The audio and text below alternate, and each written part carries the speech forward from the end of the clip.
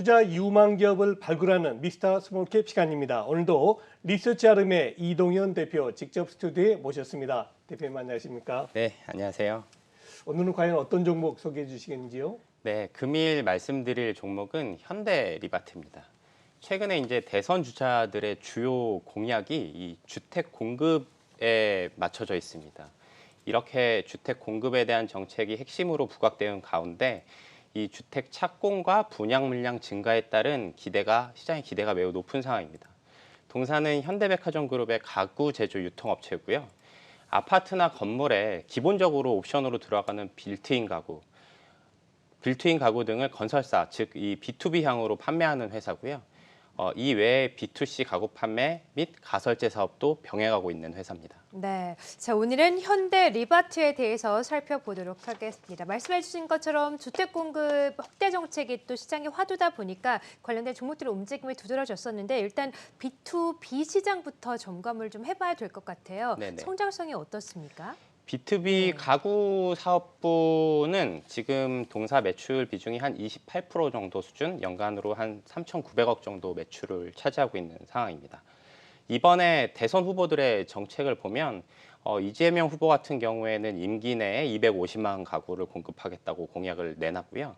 윤석열 후보도 청년 원가 주택을 포함해서 약 250만 가구를 신규로 공급하겠다고 공약을 한 상황입니다. 최근에 2분기 그 전국 초기 분양률을 보시면 93.8%로 분양률도 지금 매우 높은 상황입니다. 분양률이 높아짐에 따라 7월 달 가구 소비의 판매액도 전년 대비 한 7% 정도 증가한 상황이고요.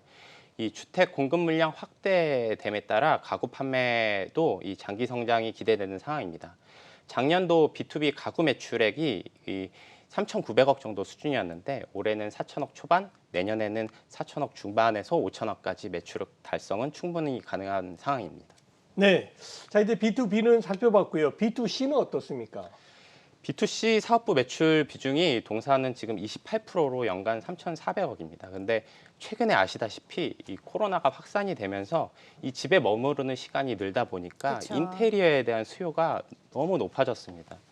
특이하게도 최근 들어서는 부동산 실수요 매매도 확대되고 있는 상황에서 1인 가구까지 증가하고 있기 때문에 인테리어 및 리모델링에 대한 수요는 장기적으로 우상향할 것 같고요. 네. 최근 트렌드를 보시면 혹시 오늘의 집이라는 플랫폼이 있는데 네, 알죠. 이 플랫폼 가입자 수가 1,000만을 넘어섰습니다.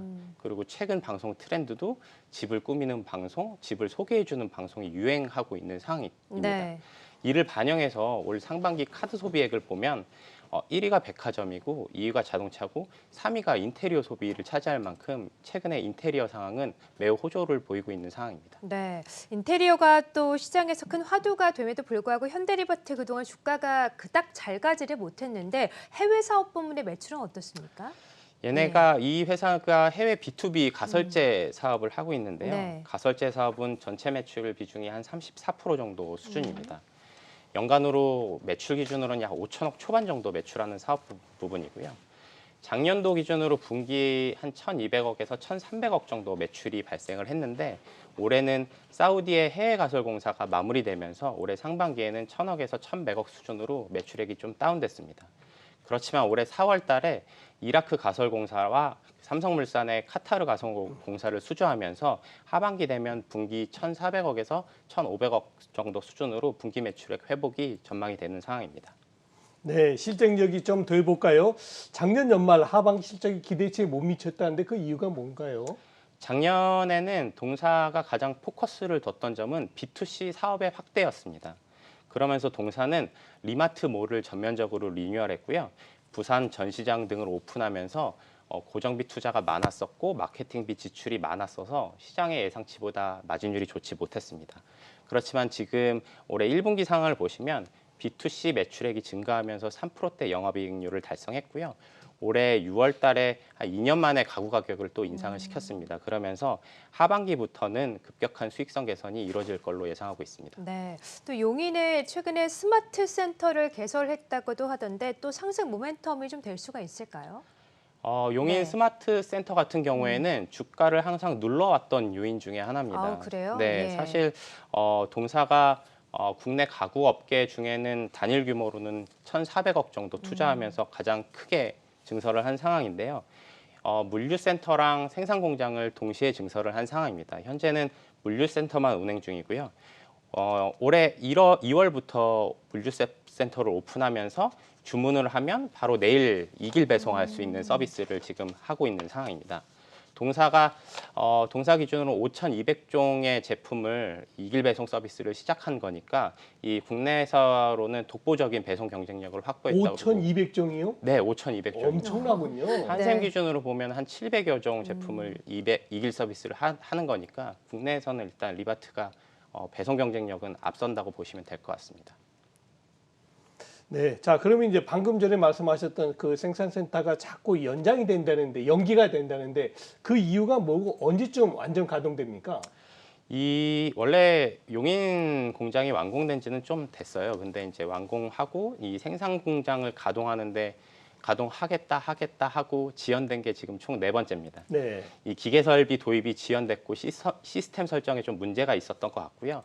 올해 7월 달에 가동하기 시작해서 올해 연말 기준으로는 한 80%까지 가동률을 끌어올리겠다는 게 회사의 그 예상치입니다. 생산 공장이 완공이 되면은 기존의 가구 생산량이 한 55만 개였는데 160만 개로 좀 확대가 되고요.